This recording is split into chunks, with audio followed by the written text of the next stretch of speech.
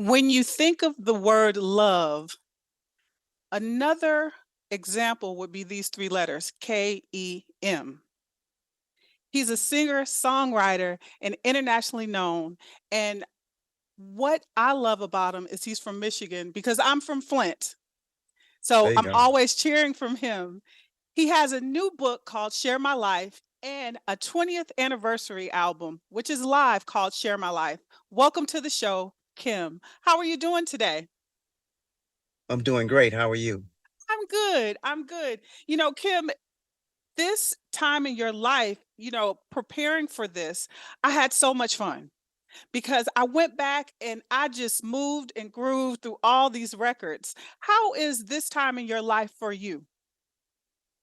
This is a spectacular season of my life. I feel like I am at my best. I am feeling my best. And and still believing that the best is yet to come, right? 20 years signed to the Motown label. We commemorated that, as you just mentioned, with the live album and also my memoir, Share My Life. And we just wrapped up a 31 city headline tour with Music Soul Child and Lettucey. And Yes. I haven't had a real job in 20 years, and we're still pushing. So I'm very grateful for that. And yeah, so it's good. So life is good. Amen. I'm going to get into the book, but let's get to the music because the hybrid soul is all about. Our tagline is "We're the destination for R&B discovery." And listening to this live album and reading your book, I discovered more about you. And when I was reading the book, right, I had to look at the front like, who is this? We still talk about Kim? Oh Yeah. my goodness. But uh I'm going to start with the book. Writing this book for yourself, bringing up memories from just growing up. How was that as far as therapeutic? Did it trigger things for you? Well, most of the stuff, if not all of the things that I talk about in the book, I've had what seems to be a lifetime to process all of that stuff, right? Yes. So I'm on the other side. I'm on the other side of my darkness and have been for a long time. So it wasn't therapeutic in that way. I think it was cathartic from the standpoint that David Ritz, my collaborator, and David Ritz is the perfect collaborator for this book. He interviewed my mother, and and her interviews were revealing because I learned things. She told him things that I didn't know, and Right. so it was it did bring a lot of things together in that respect. But the rest of it, that's just the narrative of my life, which I've been talking about all of my career. But the book just provided the perfect landscape to put it all in one place and to expound on it and to hopefully it'll help somebody. Absolutely. Being from Michigan and signed to Motown, was that a goal for you as far as and staying so long? 20 years with one record company is Yeah. you're like like Stevie Wonder. Yeah, yeah. And it's fun, ironically, Stevie's not on Motown anymore. You believe that? Right. Stevie's gone and I'm still there, right? No, it was not it was really a business decision, really. But you know, but I'm in the right place. I'm in the right place. Absolutely. I'm making music in the tradition of Motown, signed to a label that has so much legacy. And from Marvin to Stevie to Diana, the Supremes, to Temptation, so I feel good about that. And Yeah. if it ain't broke, don't fix it. Absolutely. It could always be better, but it could also always be worse. Yeah. So I'm Yes. I'm about it. Yeah. It's you're almost like a unicorn 20 years at a label, as a Yeah. recording artist. Yeah. So congratulations with that. And once again, congratulations on this new live album. Putting this together, what was the process? Because you have a deep catalog. So how were Yeah. you able to decide what songs besides your, your all your number one singles to add to this process? Well, really, I wasn't serving the album. I was serving the live performance. So, we have a set list that you create you create a set list for a live performance, and your goal and my goal in creating the set list for the live performance is you have to keep the audience engaged. So we can't play everything. Even Yeah. some of the songs that I like, it's like we can't, if I played all of the songs from my catalog that I love, the audience would fall asleep. So No. you have to play the number ones. You have Yeah. to play the hits, you have to play the things that are going to make for a great live performance. So Yeah. from that, so we just the live album just memorialized what we do live, Hmm. so we had a good time, and recorded it in Detroit at the Aretha, which was formerly, Shane Park. So it's Yeah. always a good time to be home.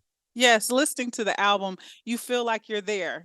I wish I could have been there when you were messing with the couple and the gentleman was singing. Yeah. Because Detroit is colorful. My home is very colorful, so I know it was an event to be at home doing this 20th anniversary. When you Yeah. put your book together, you could have named it a few other singles. Why Share My Life?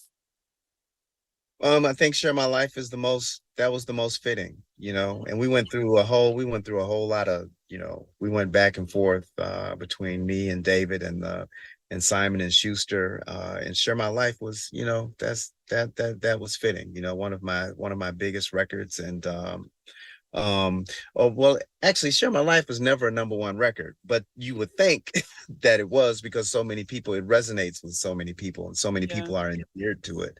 So we thought that it would definitely serve as the perfect title for the memoir. Yes. Look, Love Calls. I was like, huh, Share My Life, Love Calls. But I want to talk more about the book because there was a lot of things that struck me. And I'm going to segue from music to the book first because when I told my sister I was having the opportunity to interview you, she said, "Girl, that's our Al Jarreau." And Yeah, I was so glad when I read how when you were turned on and discovered Al Jarreau, how that penetrated your soul. yeah, Um, did you ever get a chance to meet him? Do anything with him? yeah. And I talk about that in the book. We never. I met him before I got a record deal. I met him when I was a Mhm. waiter at the Ritz Carlton. I met him there, and then later I would meet him professionally at the Long Beach Jazz Festival, where he was headlining and I was opened up. And he always wanted to do something together, as did I. But unfortunately, that never took place. He said that he thought that we should make an album and call it Alchemy, which would Very have been dope. That You would have know, been dope. That would yeah. have been dope. Um, I want to go back and also applaud you and David Ritz for writing this book because each chapter, I felt like I was in the room in a corner watching it play out. Yeah, Amazing, amazing. And it takes a lot to give and kind of when we say let go and let God, you really let go of your story and detached yourself. Um, when we talk about, I just think about you and just your mission in life, just in your music and your work, working at the Sally and yeah, talking to different people. Do you ever go back there? People that you've encountered back then and yeah. speak to them. One of my closest friends is I met him at the Sally, and we've been friends for over 30 years. Yeah, And yeah, so some of those relationships are important to me. And every once in a while I'll go back down. I'll go back down to Fort Street, the Fort Street Salvation Army. But yeah, yeah, it was a transformative season of my life, yeah, and I'm glad that the Salvation Army was there when I needed them. yes. Writing this book, do you have any other books besides your autobiography in you that you would like to pursue and write? Yeah, I think I have at least maybe two more. I got Okay, maybe two more. We'll okay, see okay. how it plays out. Very cool. During in the book. I wrote down a few things that really caught me because you started in the book saying this and ended it. You were in search of a lost chord. There's so many people that have a lost chord, uh, and when I read it, I said to myself, he had a praying grandmother and a mother, Yeah. because you are a testimony through your music and your life. Going through when you're on tour, do you get a chance to like connect with different people, maybe who have a story like yours in the same group? And are you able to kind of mentor them? I do meet people on the road who resonate with my story and and I resonate with theirs. And I think that since I've written the book, what's been top of mind for me is finding a way to do just that, Mhm. to intentionally like connect with people and give them and use my platform as a platform for them to testify as well. So that's definitely top of mind. But yeah, people all over the country. My music is the soundtrack for people who are in recovery, people who are, I've had people come to the show who are getting chemotherapy, they're getting their cancer treatments, listening to Matter of Time, I mean, Yeah. so it really, that is really one of the most rewarding things about what I do is that, it's people are getting married to the music, they're getting divorced to the music, they, I mean, the kids, they're cleaning the house to the music, they're, Mhm. the kids are digging the putting the kids to bed to the music, so it literally is the soundtrack, to people's lives. And Yes, that's special. we're celebrating 20 years. What's your future? 20 more years of Kim in music? Do you Um, want to bring out other people? no, I think that I want to continue to create music and perform for as long as I'm able to do it and do it well. And the Lord has positioned me to continue to do it. Yeah, I think the book has opened up a gateway for me to do more speaking and to do more work in the human interest side, of my life, kind of behind the scenes, philanthropic work, and leaving, I'm really like today, and I just, my kids, it's like I'm working for the legacy of my children right yeah, now, yeah, and um, so all of those things are coming to bear. There's film and TV that we're looking at right now, as well as other books. So, I feel, again, we started this call, it's like, yeah, my future is, I feel good about where I am right now in the season of my life, and what has presented itself on the horizon yeah. is blessing. Yes. In the book, I love some of the quotes. And I just wanted to ask you how you put it in the book, but did it resonate when you were writing the book, or was this something that you were kind of vibing with and had in your chamber? Our lives begin to end the day become silent about the things that matter. Yeah, And that was Martin Luther King. yeah. Was that something that you discovered while writing the book? No, I mean, that's something that has always resonated with me. Hmm. Silence is a theme, of the book, and the silence and the culture of the African American community, not exclusive to the African American community, but Yeah. definitely, um, you know, you know, we were told as children to mind your business. This is grown folks' business, go in the other room. We never got an explanation as to why, you know, why things were the way they were in the household, the dysfunction in the household. Nobody ever talked about it. Yeah. Well, who's my real daddy? How come your mommy and daddy are not together anymore? All of that stuff is like, yeah, there's a place where you can't tell it, you have to, protect your children and they can't really understand, but at some point, there needs to be a conversation had. It Yeah. can't just be, because we're left with all of these questions and left to our own devices. That is when we're left to our own devices, as adults, and we don't have the emotional intelligence to interpret or decipher what is going on in our lives, that is fertile ground for addiction and for dysfunction and for, all of this other stuff, so Yeah. it's important. Yeah, yeah. You say you live for your kids. How your journey, how did you implement raising your kids? Because it's My an kids are everyday gonna have battle. they're gonna have their own issues to deal with, right? Right, because they got everything. You know what I'm saying? We overcompensate, right? It's like the Right, back, like overcompensate. They don't have any, right, they don't, right. I need to find a way so they can understand the struggle and the grind and the, right, and all of that stuff. So they're gonna have an entirely different set of issues, to deal with. But they won't be the ones that I had to deal with, you right, know. right.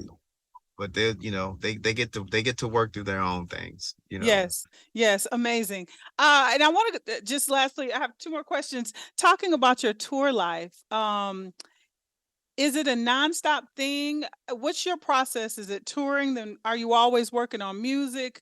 Do we have, I mean, we have this 20th anniversary, but what's to come musically from you? Musically, once we probably in the fall, I'll start writing again Hmm. and start putting songs together for the next studio album.